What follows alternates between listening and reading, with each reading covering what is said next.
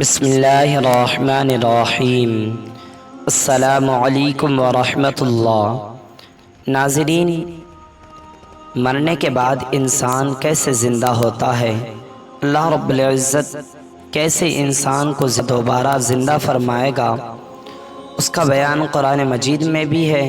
ایک مرتبہ حضرت ابراہیم علیہ السلام نے اللہ رب العزت کی بارگاہ میں عرض کی کہ پروردگار عالم، تو مجھے دکھا دے کہ تو مردوں کو کس طرح سے زندہ فرمائے گا۔ تو اللہ تبارک و تعالی نے ارشاد فرمایا، اے ابراہیم علیہ السلام، کیا اس پر تمہارا ایمان نہیں ہے؟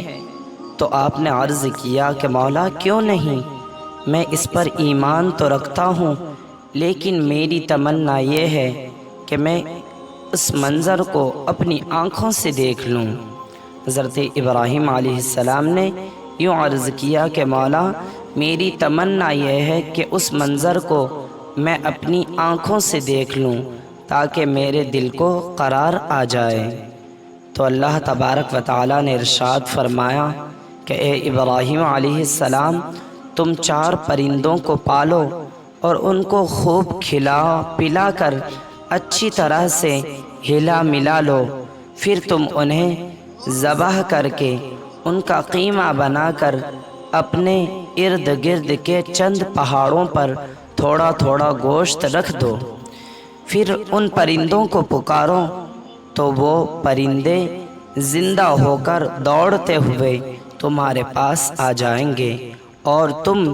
مردوں کے زندہ ہونے کا منظر اپنی آنکھوں سے دیکھ لو گے۔ چنانچہ حضرت ابراہیم علیہ السلام نے ایک مرغ یعنی ایک مرغہ، ایک کبوتر اور ایک گدھ اور ایک مور، ان 4 جانوروں کو پالا اور ایک مدت تک، ایک زمانے تک ان 4 پرندوں کو کھلا پلا کر خوب ہلا ملا لیا، اچھی طرح سے پالا، پھر ان 4 پرندوں کو ذبح کر کے ان کے سروں کو اپنے پاس رکھ لیا اور ان 4 کا قیمہ بنا کر تھوڑا تھوڑا گوشت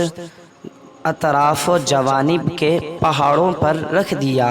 یعنی آس پاس کے پہاڑوں پر تھوڑا تھوڑا گوشت قیمہ بنا کر رکھ دیا، اور دور سے کھڑے ہو کر ان پرندوں کا نام لے کر پکارا کہ یا ایھا الدیک، اے مرغ، یا ایتھا الحمامہ، اے کبوتر، یا ایھا النسر، اے گدھ، یا ایھا الطاؤس، اے مور۔ آپ کی پکار پر ایک دم پہاڑوں سے گوشت کا قیمہ اڑنا شروع ہو گیا اور ہر پرندے کا گوشت پوشت ہڈی پر الگ الگ ہو کر 4 پرندے تیار ہو گئے، اور وہ چاروں پرندے بلا سروں کے، یعنی ان کے سر حضرت ابراہیم علیہ السلام کے پاس تھے، وہ بنا سروں کے دوڑتے ہوئے حضرت ابراہیم علیہ السلام کے پاس آ گئے اور اپنے سروں سے جڑ کر دانا چگنے لگے اور اپنی اپنی بولیاں بولنے لگے، اور حضرت ابراہیم علیہ السلام نے اپنی آنکھوں سے مردوں کے زندہ ہونے کا منظر دیکھ لیا اور ان کے دل کو اطمینان اور قرار مل گیا۔ اس واقعہ کو اللہ رب العزت نے قرآن مجید کی سورہ بقرہ میں جو ہے تذکرہ فرمایا ہے۔ اللہ رب العزت نے ارشاد فرمایا، وَإِذْ قَالَ إِبْرَاهِيمُ رَبِّ أَرِنِي كَيْفَ تُحْيِي الْمَوْتَى قَالَ أَوَلَمْ تُؤْمِنْ قَالَ بَلَى وَلَكِنْ لِيَطْمَئِنَّ قَلْبِي قَالَ فَخُذْ أَرْبَعَةً مِّنَ الطَّيْرِ فَصُرْهُنَّ إِلَيْكَ ثُمَّ اجْعَلْ عَلَى كُلِّ جَبَلٍ مِّنْهُنَّ جُزْءًا ثُمَّ ادْعُهُنَّ يَأْتِينَكَ سَعْيًا وَاعْلَمْ أَنَّ اللَّهَ عَزِيزٌ حَكِيمٌ۔ اور جب عرض کی ابراہیم علیہ السلام نے، اے میرے رب، مجھے دکھا دے تو کیسے مردے جلائے گا، یعنی مردوں کو کیسے زندہ فرمائے گا، تو اللہ رب العزت نے ارشاد فرمایا، کیا تمہیں یقین نہیں؟ تو حضرت ابراہیم علیہ السلام نے عرض کی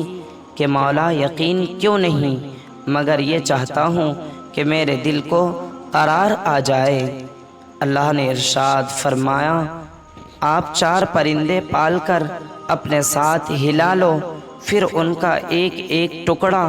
ہر پہاڑ پر رکھ دو، پھر انہیں بلاؤ، وہ تمہارے پاس چلے آئیں گے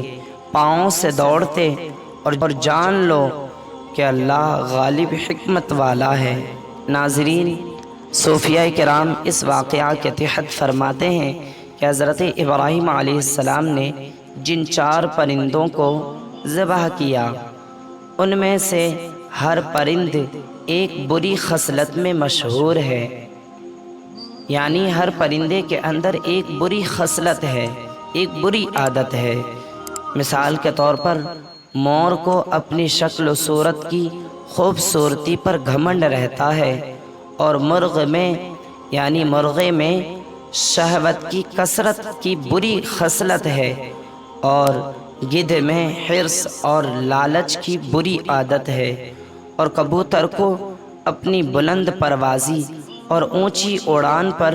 نخوت اور غرور ہوتا ہے۔ تو ان 4 پرندوں کو ذبح کرنے سے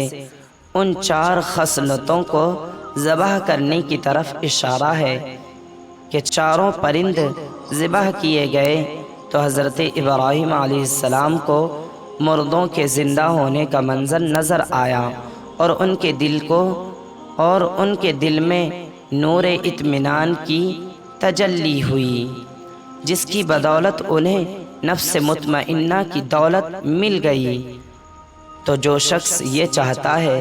کہ اس کا دل زندہ ہو جائے اور اس کو نفس مطمئنہ کی دولت نصیب ہو جائے، تو اس کو چاہیے کہ مرغ کو ذبح کرے، یعنی اپنی شہوت پر چھری پھیر دے، یعنی اپنی شہوت کو کچل دے، اور مور کو ذبح کرے، یعنی اپنی شکل و صورت اور لباس کے گھمنڈ کو ذبح کر ڈالے، اور گدھ کو ذبح کرے، یعنی حرص اور لالچ کا گلا کاٹ ڈالے، اور کبوتر کو ذبح کرے، یعنی اپنی بلند پروازی اور اونچے مرتبوں کے غرور پر چھری چلا دے۔ کہتے ہیں کہ اگر کوئی ان 4 بری خصلتوں کو ذبح کر ڈالے گا تو انشاءاللہ تعالی وہ اپنے دل کے زندہ ہونے کا منظر اپنی آنکھوں سے دیکھ لے گا، اور اس کو نفس مطمئنہ کی سرفرازی کا شرف حاصل ہو جائے گا۔ ناظرین، ہمیں اس واقعہ سے یہ پتہ چلا کہ اللہ تبارک و تعالی مردے کو دوبارہ زندہ کیسے فرمائے گا، اور اس واقعہ کے تحت صوفیہ کرام نے جو نقطہ بیان کیا ہے اس پر ہم سب کو عمل ضرور کرنا چاہیے تاکہ ہمیں بھی نفس مطمئنہ حاصل ہو۔ ناظرین، آپ سے گزارش ہے کہ اگر ویڈیو آپ کو اچھی لگی ہے تو ویڈیو کو اپنے عزیز و اقارب اور دوستوں تک ضرور شیئر کریں تاکہ انہیں بھی ان باتوں کا کچھ علم ہو، اور آپ سے گزارش ہے کہ نمازوں کی پابندی کرتے رہیں